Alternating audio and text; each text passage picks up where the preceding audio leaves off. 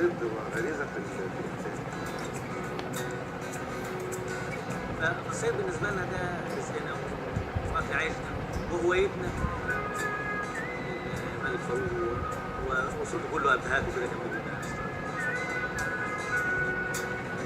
صيد الخريف في واحة الفيوم على الجزيرة الوثائقية.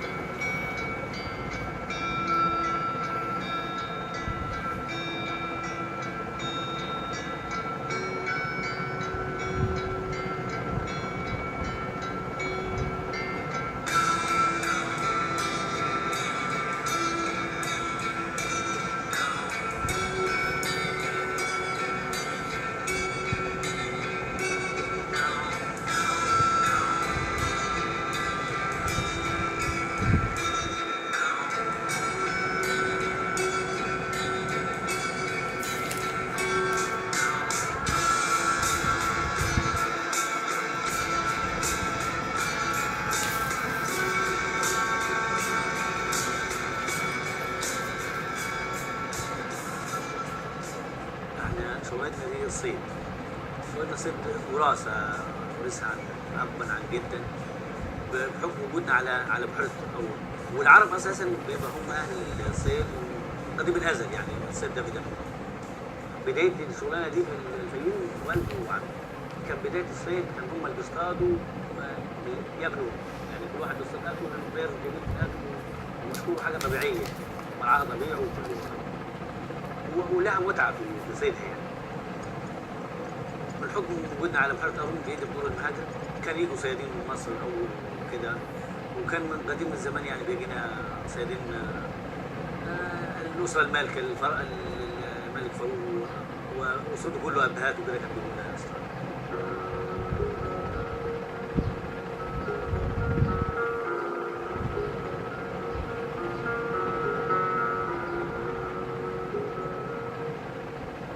احنا بالنسبة لنا عندنا هنا برك كتير، ضمنهم في بركة كان بيصطاد فيها الملك فاروق، كان عاملها له خاصة وكان بيصطاد فيها كل جمعة أيام زمان. البركة دي خدناها احنا بعد كده، بعد ما توزعت الثروة وراحت الحكومة أجرناها بركة الصيد. البركة اللي ورايا دي هي بتاع الملك فاروق، خدناها منه ودورناها مع الأيام براميل حديد، عملناها براميل أسمنت، كبرنا لها قصورها، علفناها أكتر، وهي دي اللي كان بيصطاد فيها الملك فاروق والأسرة الملكية. كان جابونا ناس أجانب عايشين في مصر، كانوا يونانيين وإيطاليين، ولما زال منهم ناس قاعدة لحد دلوقتي.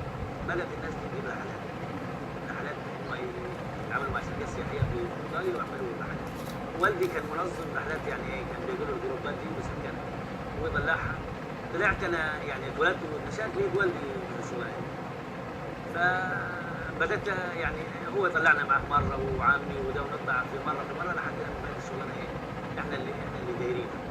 والدي في اخر زمنه يعني كبر، كان وصل لحوالي 70 سنه، فبدا يعني سنه الحياه يعني، فاستلمنا احنا الشغلانه وانا واخواتي بننظم رحلات الصيد دي من الالف. الفيوم مناخيا متهيئه للطيور بحكم انها منخفضه وفيها بحيرات وادي الريان غرب الفيوم، وحرب طارون شمال الفيوم. الدر ده بيحب ينزل وهو جاي مهاجر، ينزل في مساحات مائية جامدة، تبدأ هجرة الطيور الترحلية، يعني أول مرحلة اللي هي البر، تيجي من أوروبا من شمال أوروبا، تيجي هنا للجو هروبا من التليج في أوروبا، تيجي هنا للجو يعتبر الدافئ بالنسبة لها هي. من بعد الطيور اللي بيهاجر ليها وينزل فيها على القارون المدريات، بيتفرق منها بقى إيه للبرك الخاصة اللي عاملينها احنا. يعني انا بحكم الشغل بدور على اماكن اصطاد فيها وبعيد عن مكان يعني. بلقى الطير هنا مثلا في مكان معين، الطير حب التربه في الارض دي في المكان اللي لقيته فيه، وحب المرعى فيها، فبكبرها. يعني لو كانت ارض حمض بكبرها وبعملها مساحه كبيره. بيبتدي يجهز خطوط، يجهز الذخيره بتاعته ويجهز الكوبايه بيجهز لبسه. طبعا يوم الصيد لازم بيبدأ بدري جدا، تكون في المكان اللي هتصطاد فيه يعني مع أول ضوء للشمس.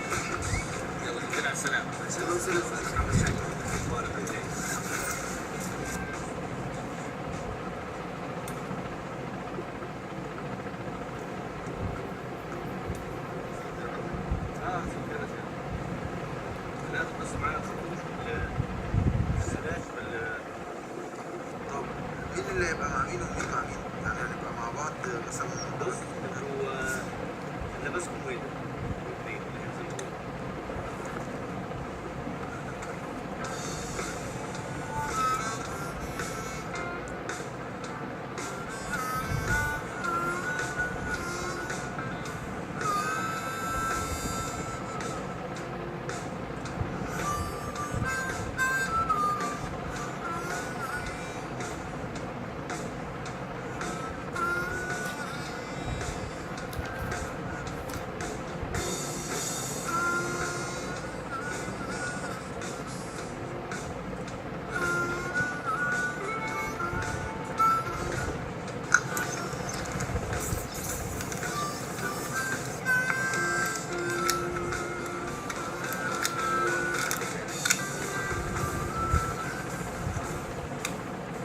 هو بالنسبة لصيد البط اللي هو أمتع صيد بالنسبة لصيد البري، هو بيحصرنا في الموسم بتاعه اللي بيبدأ من شهر 8 أو 9 لغاية شهر 3.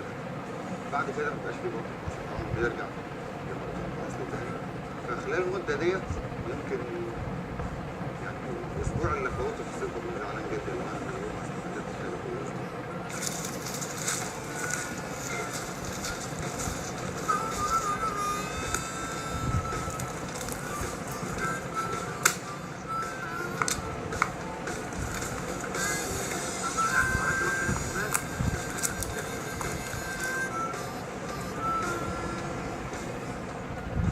البط عموما يعني الميزة اللي فيه إن أنت بتبقى قاعد في هدوء، بتبقى قاعد في مكان لابد في الإبداع، ويبقى معاك فريق من الصيادين كل واحد في مكان، بيبقى كله يعني كل واحد معاه سلاحه وكل واحد مستعد للضرب في أي وقت في أي لحظة، وبتبقى متخفي في الإبداع، وبتبقى أنت قاعد جاهز لأن الطير هيعدي في أي وقت تقوم ضارب عليه. الفيوم مشهورة بإنها بالصيد بطريقة اللبدة. الناس بيجوا بيستقبلوا أسراب البط اللي جاية، عارفين فين، عارفين مواعيده، بيبتدوا يجهزوا له المناخ اللي يروح هو ينزل فيه، يبتدوا يحطوا له الغذاء بتاعه والأكل بتاعه في المكان ديت، وكمان بيعلفوا لحد العلم بتاع البط. فالبط بينزل عندهم بأعداد كويسة، فبيجوا كل الصيادين أعداد كتيرة جدا جدا كويسة. اللي احنا واقفين عليه ده جسر يودي للبراميل واللبن. اول برميل هنا، بعدها البرميل الثاني، بعدها الثالث، وصل يعني مشايه يودي للبراميل. الجسر ده بنعمله قبل الموسم، بنجيب له حفرات ونعليه لانه بيستهلك كل سنه ميه بتهلكه، فبنوضبه كل سنه بسنه.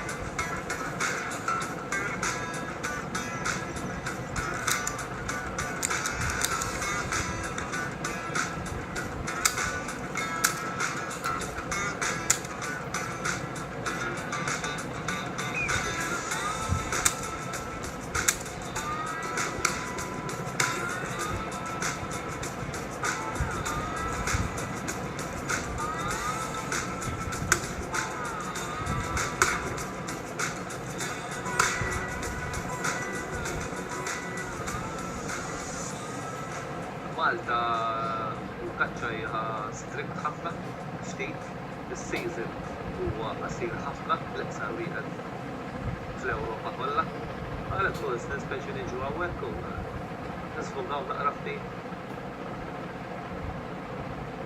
الأول ضربة الجيد لجدته أخوش سنة الجيد قلمه مرمرة وقت 26 سنة وقت نجي البتشر أول كنت يفتحوا كل سنة يجي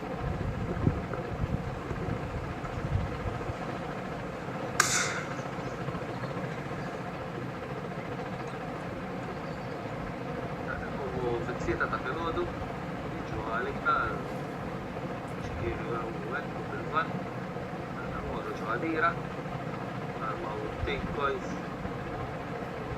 فريق برمزون المابري بجي لنا بلوف ستانار جو الاستساديرة ومتيو أمور جواديرة وحري أمور شتال غميم ومتفلاشي أنا جو أمور جواديرة وحرا ويتنا أسبيج المابرا تقول فيك تخيل تجي المناديرة يوفلو ضميني يوفلاشي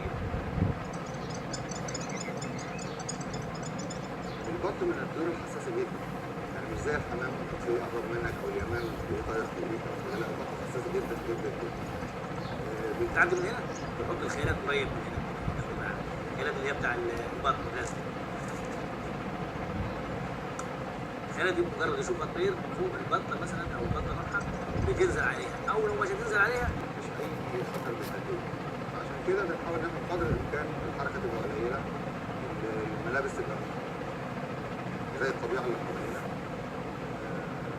الصوت يفرق كتير مع البط على أساس إن هو ما يغيرش مساره قبل ما يخش المدى المؤثر أو الكلام.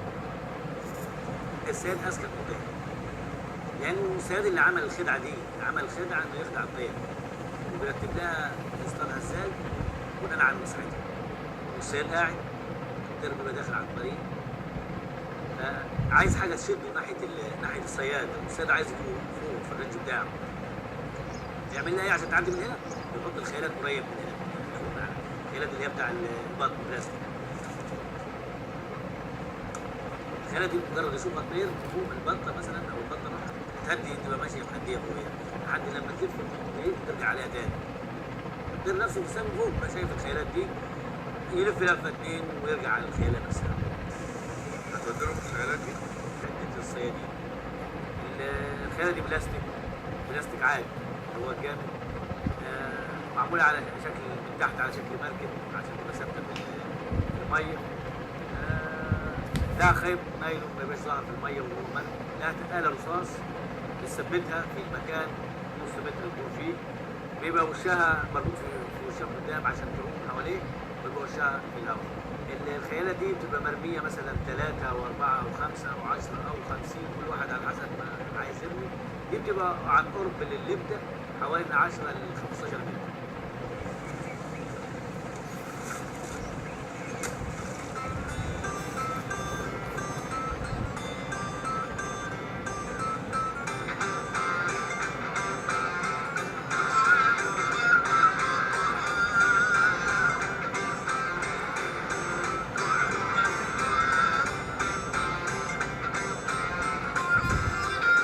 بعد كده ظهرت الزمارة اللي بتلبسه تاني، هي بتبقى فيه نغمات معينة لكل طير، كل طير ليه نغمة معينة، كل حاجة بيعملها الطير ليه نغمة معينة، بيبقى فيه نغمة معينة، دعوة الطير اللي فيه هنا أكل فيه نغمة معينة، دعوة الطير اللي بتتواصل فيه نغمة معينة، دعوة الطير للعب بيبقى ليه نغمة معينة.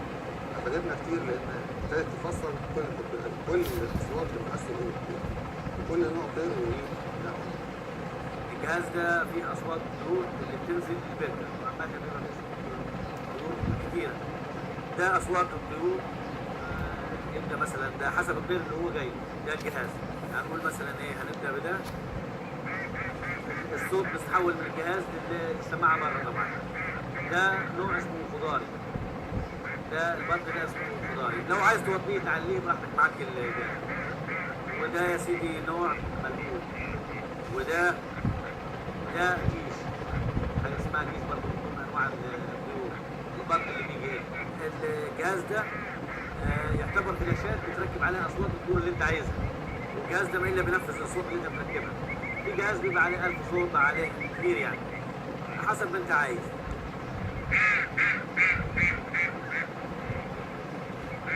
ماريو بس ارجع للبيع.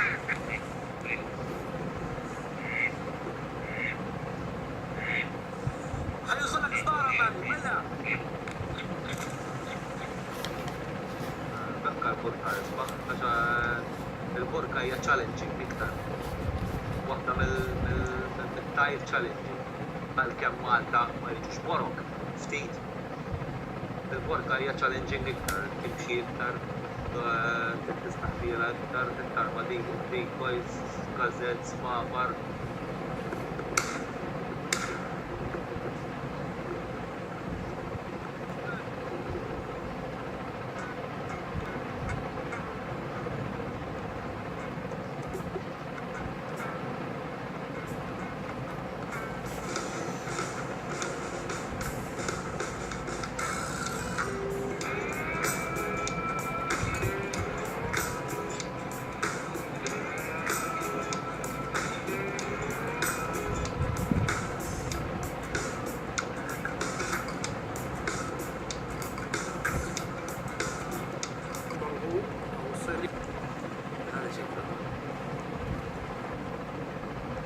هذا طير حلو مرة جميل ممتاز، مرة طعمه حتى صيد وكل يعني متعة بالطيور شيء لا يوصف.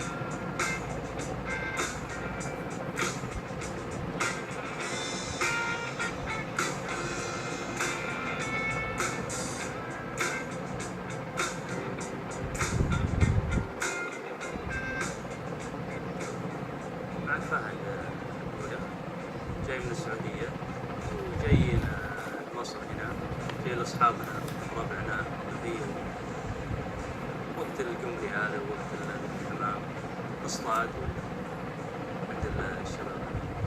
العموم الصيد توفيق من الله سبحانه وتعالى، والصياد أكيد لازم يصير شوية مع مهارة ومع يعني ركادة بالصيد ومع معرفة شوي، فحتى كل طير يبغى له مهارة.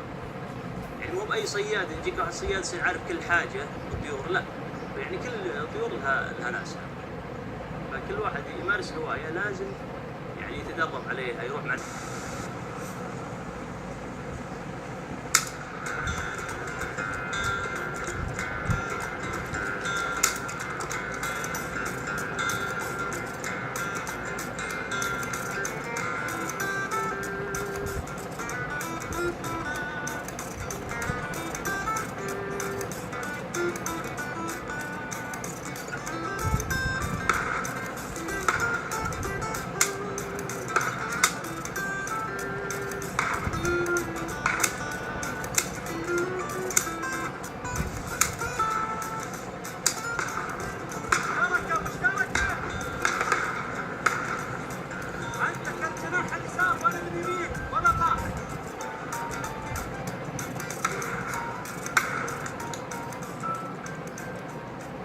القمرية هي معشوقة الجماهير ومعشوقة أهل الصيد، يفضلونها على جميع أنواع الطيور، فهي يعني معشوقة، يعني الكل نقطع لها آلاف الأميال وأسافر لها كثير وناخذ من أوقاتنا وإجازاتنا لأن نحب الحمامات البر. عشان الصيد الحمام ذكي، الحمام القمري يعتبر من الطيور الذكية في البر، لازم تكون لها زبدة خاصة، مكان خاص، تعرف مكان دخوله وخروجه.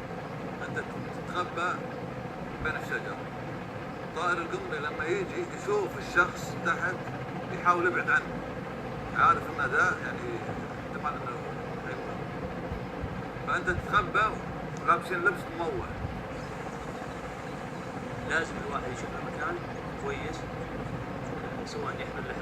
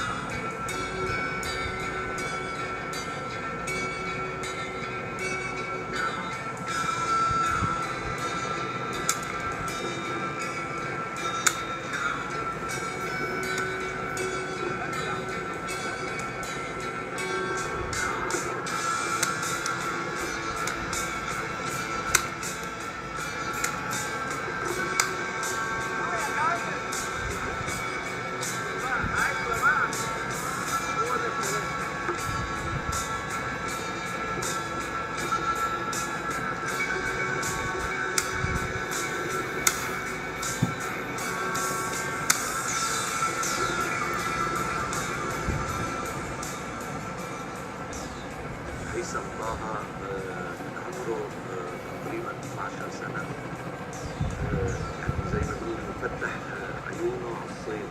يعني احنا عندي جدي والوالد هم اللي مدربيني على الهواية دي.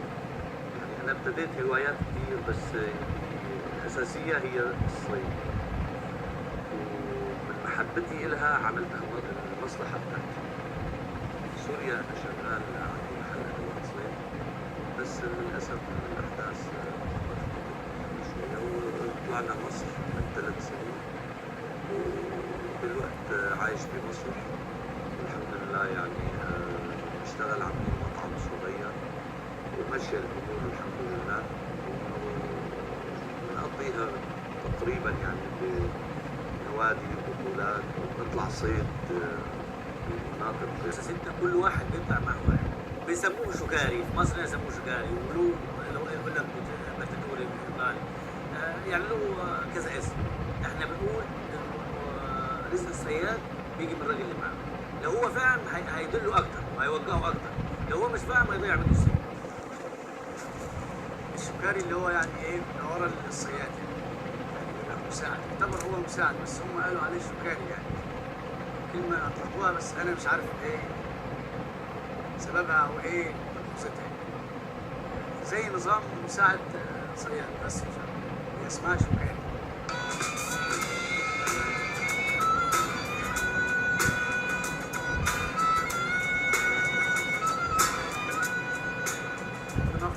بتشوف الطير داخل منين وطالع عشان تعرف تقف في المكان وتخلي الصياد يصيد الاول يمارس الهوايه ويصيد ويصطاد اخر. بتشوف الطير سوا امري بتشوفه داخل منين يعرف نظام الامور، يعني نظام الامور ويطلع منين ويدخل، فتمشي تقف في اقرب مكان يلا. وساعة ما تقع انت بتجيبها تقف برضه معاك اللي وراك قدامك كده.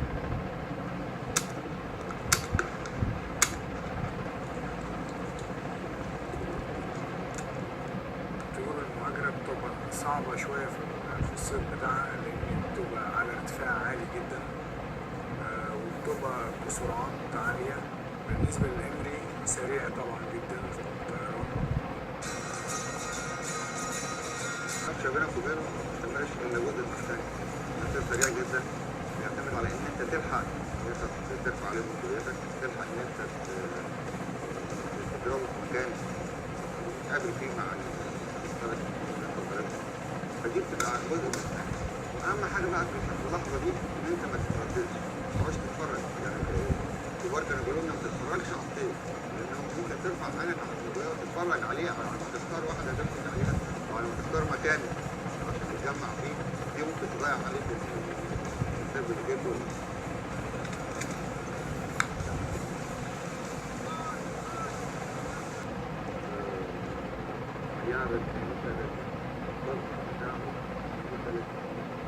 عيار البل 7 ده بيجيش له سرعة يعني جامدة للطير الجمهوري، يعني فعال الطير الجمهوري هو الطير أحجامه بتختلف، في أحجام كبيرة زي البط مثلا، في كمان في الجمهوري في العصافير، وطول الطير بيبقى موجود كمية البلي أو حجم البلي المناسب ليه. بالنسبة للبط لو حجم البلي قليل بتاع العصافير أو بتاع مش هيأثر فيه، ممكن يسيبه أو يسيبه بس مش هيأثر إن هو يبقى. فبيفضل إن هو يبقى أتقل شوية على حجم البلي أكبر. يعني رش 6 ده أنسب حاجة للبط، مثلا في رش 5 في رش 4 حسب برضه مكانه حسب بعد المسافة.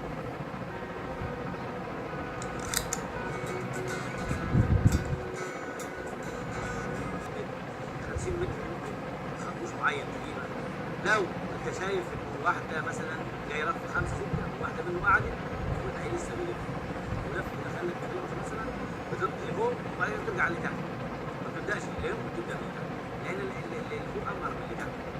يعني اصعب امر يعني تكيف منها، يعني لو دخل عليها سيارة يتكيف ضرب فوق، ولو ضرب اللي تحت الاول زماله بقى يعني بلد بقى بتبقى على الكرم وعلى انك يعني تكون مسؤول في بعض الامور، ويعني الصيد كله خير، لان هي هوايه الاباء والاجداد، وايضا هوايه يعني الصيد هي هوايه الملوك ايضا، يعني الناس يعني عندهم مزاج. الصيد بالنسبه لي حتى لو ما صدت ريشه ولا حمامه ولا اي شيء، بالنسبه لي الطلعه والجلسه والطبخ والضحك مع الاصدقاء ده بحد ذاته يعني يعتبر صيد بالنسبه لي.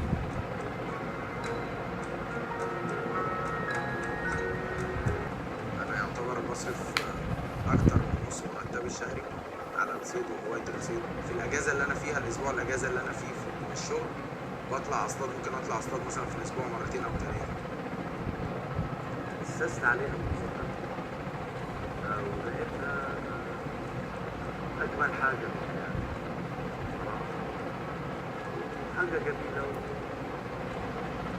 على فكرة أبو أنس جروب بطريقة، ومع ذلك ما يصير يعني تلوع بموضوع بتغرق.